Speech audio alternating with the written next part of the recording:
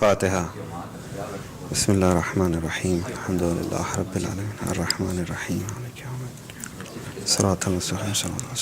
Police के department से किसी को Allahumma salli, Allahumma salli, Allahumma salli. extra vigilance. أعوذ بالله من الشيطان الرجيم. بسم الله الرحمن الرحيم. الحمد لله رب العالمين.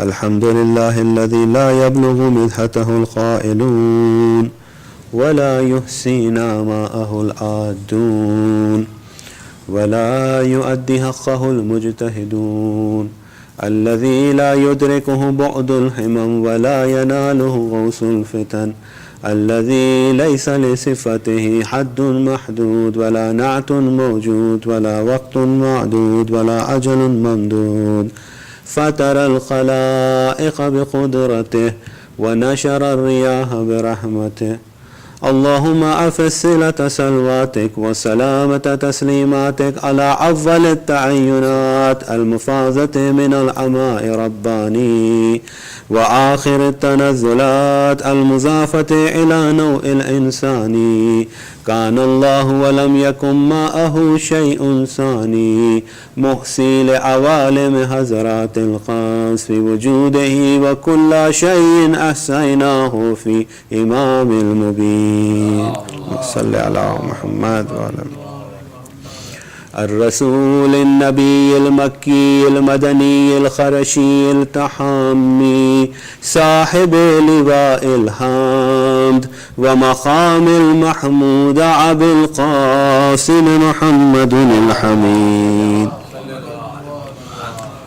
وعلى أخيه وسحره وخليفته من بعده وقائد الغر المحجلين ياسب الدين إمام المتقين أمير المؤمنين علي بن أبي طالب وعلى ابنته الطاهرة الحوراء الإنسية الراضية المرضية الشفية يوم الجزاء فاطمة الزهراء سلام الله عليها وعلى أهل بيته الطيبين الطاهرين المعصومين المظلومين وصلى الله عليه ولعنة الله على أعدائهم أجمعين من يومنا هذا إلى قيام يوم الدين بسم الله الرحمن الرحيم يا أيها الذين آمنوا كتب عليكم الصيام كما كتب على الذين من قبلكم لعلكم تتقون صلوات. I begin in the name of Allah, the most beneficent and most merciful. We thank Allah subhanahu wa ta'ala for the blessings in this blessed month of Allah, the month of forgiveness, the month in which Allah's compassion and Allah's mercy is showering upon believers, the month in which Allah subhanahu wa ta'ala has promised His believers who possess faith in Allah and the Day of Judgment that He would ensure that they would attain taqwa, He would ensure that they would acquire taqwa, He would ensure that they are having this virtue of taqwa, which is God-wariness, which is God consciousness, which is the consciousness of presence of Allah subhanahu wa ta'ala all the time. And as we move in this direction, the holy month is moving faster than we can comprehend, although the fasts are longer, but it is our iman, the strength of our iman, that gives us that strength to uphold and discipline ourselves so that we could truly, once we come out of the holy month, have that resilience and that endurance and that stamina that is needed for us to abstain from what Allah has prohibited. Allah is training us through things which are not prohibited, which are not haram, Allah is training us. If we could control ourselves on things which are halal, obviously we should be able to discipline ourselves with things which are haram after the holy month of Ramadan. Allahumma salli ala Muhammad. Another metaphor that is extensively used in Holy Quran and the ahadith of Ahlul Bayt is Zad. I had touched upon it a little bit yesterday also. Zad means provisions. Tosha. Yes. So Zad is also metaphorically associated or is the reflection or manifestation of taqwa. When we are asked to carry our provisions, we are being asked to carry or ensure that we are wearing the garment of taqwa. The provisions that are coming along with us on our journey back to our Creator is not going to be anything other than taqwa, because everything else needs to be left out over here. Nobody can take anything else other than taqwa along with themselves. Even if they try to, then not only they are going to find that they will not be able to carry it, but in fact even their body, which is being hidden under the ground, would come into attack, because if somebody is carrying $100,000 and they know that the people know that there is $100,000 buried along with this person who has passed away, there will be many people who would be aspiring to return to the cemetery in the night to ensure they could get that money back, because that currency does not belong to the hereafter. The currency of hereafter is taqwa. The currency that is used in this life is the wares of this world. The material things that we possess are only valuable in this world. But when we go beyond this world, that currency is of no use. And a lot of us have experienced, especially during the time of Saddam Lanatullah alayh, when we would go to the shrines of Sayyidul Shuhada, we would visit the shrine of Imam Hussein, and the currency that used to be there in Iraq, when you come out of Iraq, it has no worth, because the whole world was having an embargo on the country, and the value of the currency had no worth beyond the borders of Iraq. Even there we would see that more so the currency of a neighboring country would be used rather than the currency of Iraq being used. This is how it was. So what I'm trying to make here, my dear brothers and sisters, is what we acquire and what we collect and what we try to think is our provision is not really our provision. This has to remain here. The thing that is going to go along with us is taqwallah. Please recite a salawat.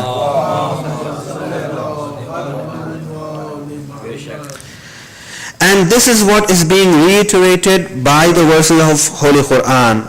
وَتَزَوَّدُوا فَإِنَّ خَيْرَ الزَّادِ التَّقْوَى.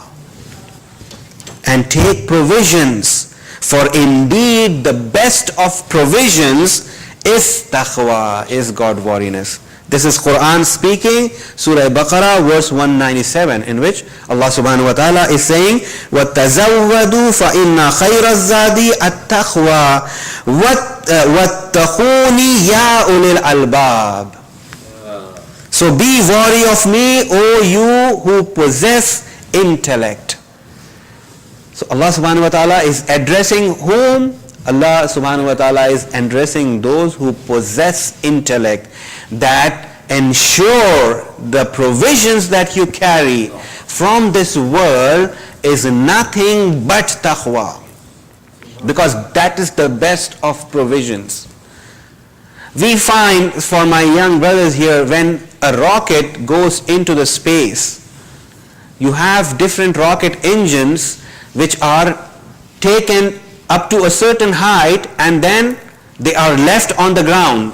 They are released and they are disengaged from the rocket, so the engine falls. Why? The fuel is over and now it is only weight, and the journey is long, and therefore we do not want the rocket to be carrying extra unnecessary weight. So those engines are thrown away. You can find them in the oceans. Recently, the CEO of Amazon.com is discovering that, and now it's becoming a big thing. A lot of people with a lot of money are trying to find those engines back from the oceans and trying to make money out of it. But the point here I'm trying to make is, once the fuel is used up, the engine is dropped. Why? Because we are going into higher heights, into higher realms, and we are anticipating that we would need more energy and more provision. If we are carrying more weight, obviously we will be using up more energy. So we are conserving energy and throwing extra weight, extra payload that is of no use to us. There is so much ibra in this example, my dear brothers and sisters, that we as human beings know that when we need to conserve energy and we have little energy left and we have a journey which is very, very long, then we conserve and we throw away everything that is extra. Look at those people who go on trekking to Himalayas. How do they go? Do they have 60-inch LED TVs carrying on their backs? No. They are going with a minimum payload. Why? Because they have to carry. Nobody is going to carry for them. They have to carry, and the trail and the trek is very, very challenging, full of challenges, full of twists and turns which could instantaneously lead to death. So they are very, very watchful what they are carrying.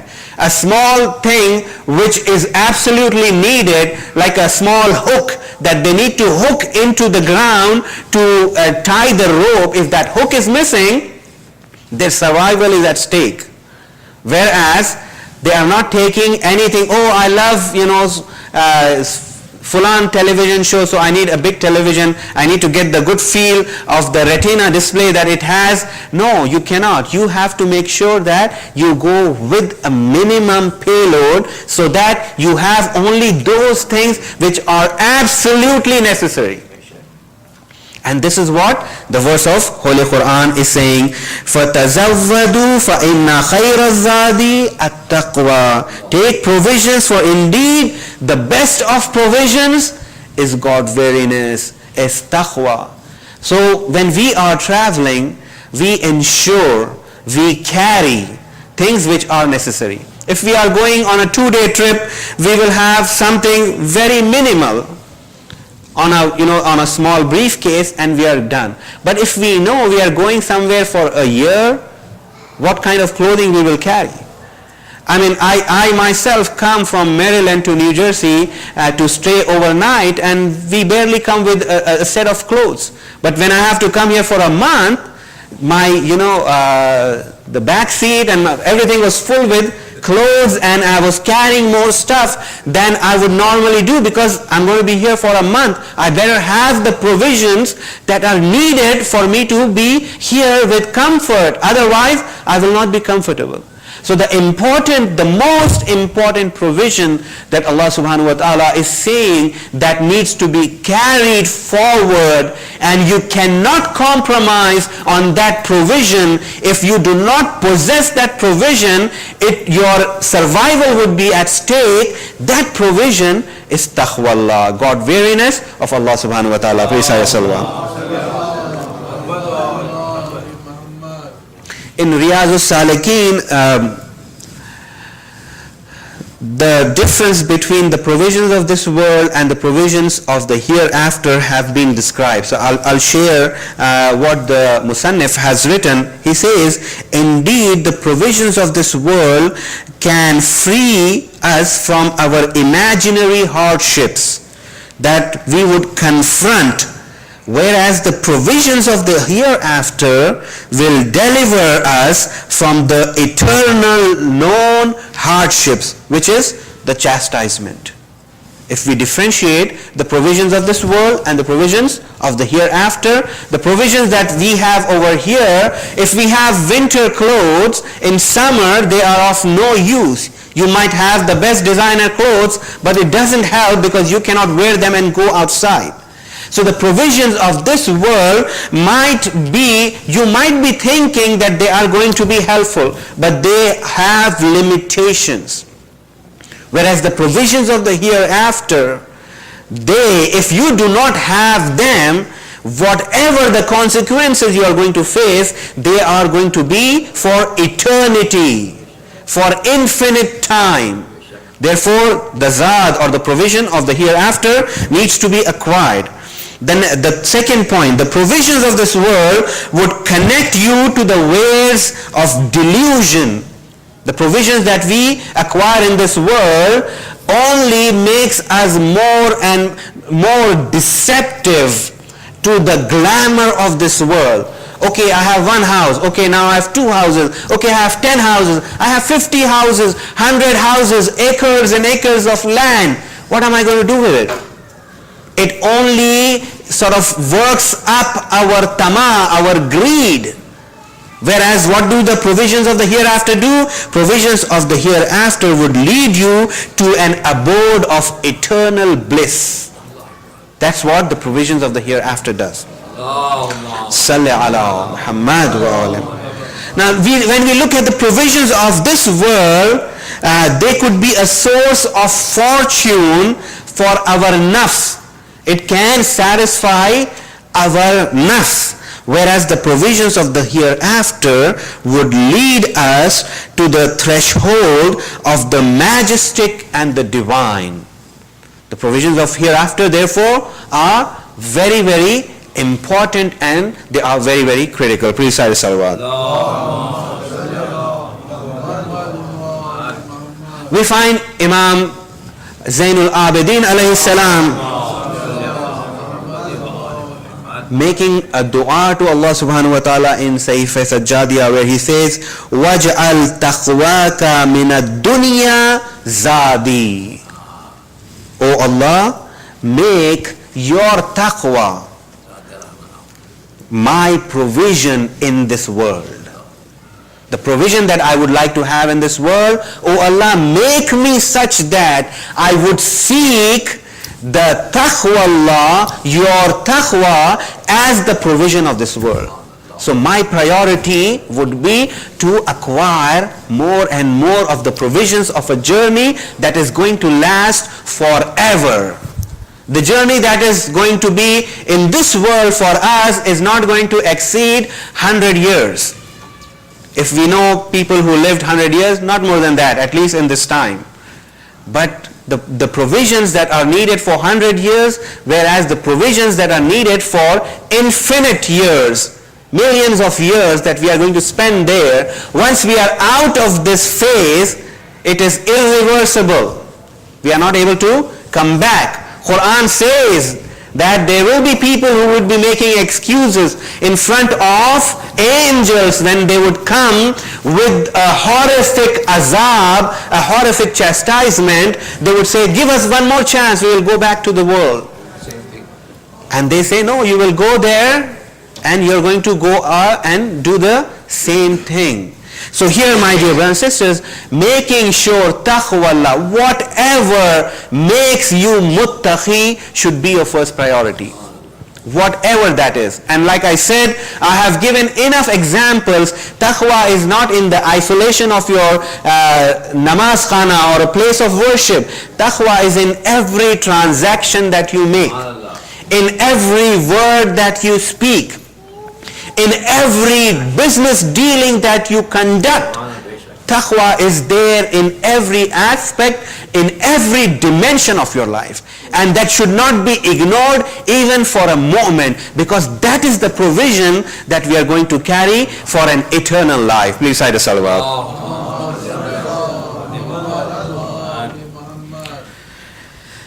Imam Hassan's advice to Junada, Allahumma salli ala Muhammad wa ala Muhammad. Yesterday, like I was mentioning about the advice that Imam Hassan's companion comes to him and he says, he's on his deathbed and he's asking the Imam that, oh Imam, advise us, give us some wa'az, do some nasiha to us so that we can be steadfast on your path.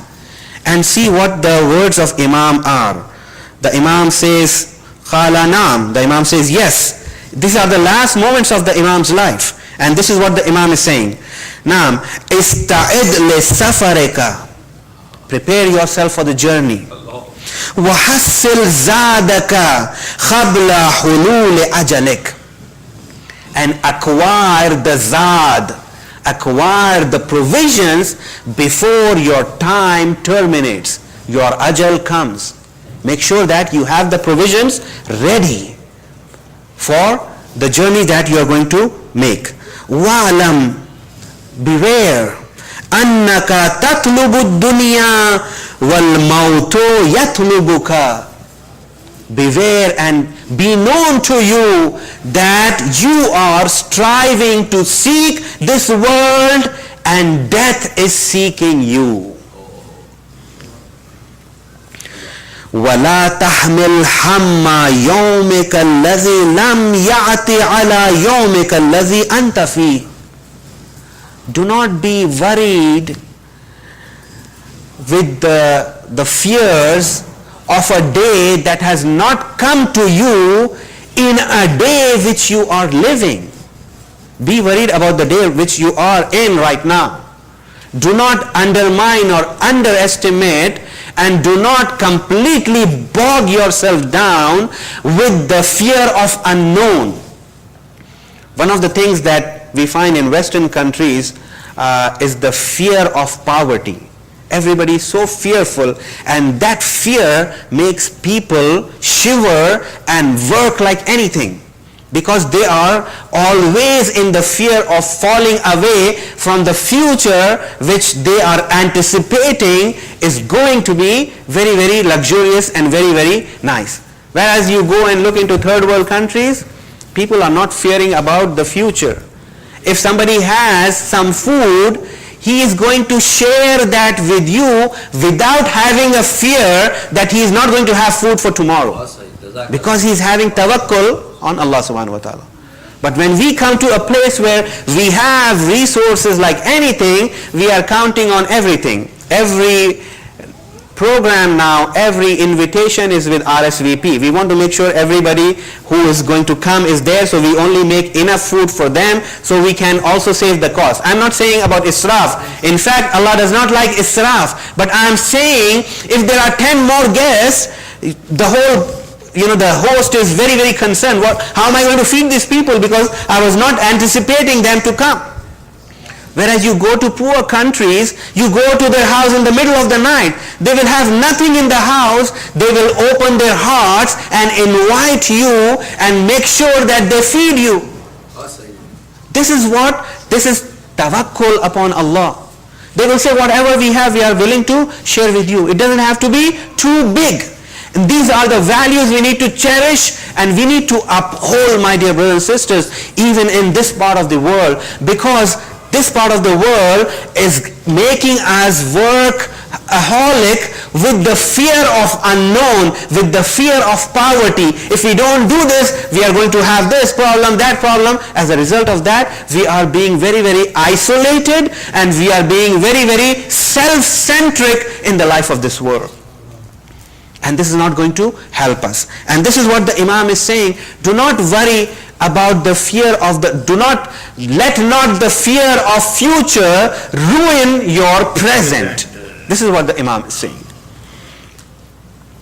And then the Imam continues and says, وَعَلَمْ أَنَّكَ لَا تَكْسِبُ مِنَ الْمَالِ شَيْئًا فَوْقَ خُوتِكَ إِلَّا كُنْتَ فِيهِ خَازِنًا لِغَيْرِكَ. Beware, know that what you get from the provisions or mal that you get, more than what is needed for your survival, all that extra stuff that you are getting In that you are a trustee. You are khazin. You have the keys and you are the treasurer. Anything that you have gained more than what is necessary for you to survive is a trust of Allah subhanahu wa ta'ala with you. It is not yours. And then the Imam says, كُنْتَ فِي خَازٍ لِغَيْرِكَ وَعَلَمْ أَنَّ فِي حَلَالِهَا حِسَابٌ. Beware and know that what is halal in it, you are going to be accountable in it. حِسَابٌ وَفِي حَرَامِهَا إِخَابٌ. And in its haram, you are going to have chastisement. If you have acquired wealth, provisions, and they were haram, then you are going to be chastised because of that. Hisabun wa ikhabun. And then the Imam says, wa fi shubuhati itabun. Even on those which are doubtful sources, in there also there is displeasure and of Allah subhanahu wa ta'ala. So even if there is a shubha, muttaqi are those, if even they have a doubt, they stay away from things which are doubtful for them. They avoid. They do not get into a conversation which would eventually, which is halal at this point, which would eventually end into a gунah. They will avoid even halal conversation which would lead them towards a guna. This is how muttaqi are. And this is what our Imam is saying. Please say salawat.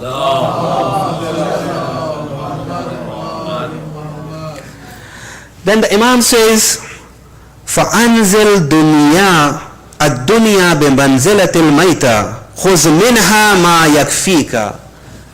Consider or this dunya as if it is a dead meat.